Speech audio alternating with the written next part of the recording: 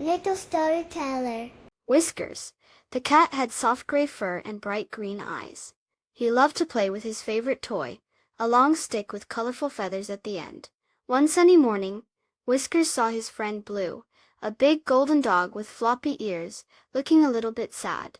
Whiskers wanted to cheer Blue up. He held up his feather toy. "Look, Blue," he purred. "This is how you play." Whiskers wiggled the stick, making the colorful feathers dance in the air.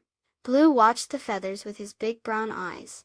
Whiskers tapped the toy on the ground, showing Blue how to pounce. "You try," meowed Whiskers encouragingly. Blue wagged his tail and leaned closer. But instead of pouncing, he gently took the feathers in his mouth. "Chomp!" Whiskers blinked. Blue wasn't pouncing, he was chewing. He looked a little sad. Blue saw that Whiskers was not happy. He dropped the toy and nudged Whiskers with his wet nose. Then Blue found his favorite squeaky ball. He brought it to Whiskers and dropped it at his paws. Whiskers looked at the ball, then at Blue's happy face. He nudged the ball with his paw.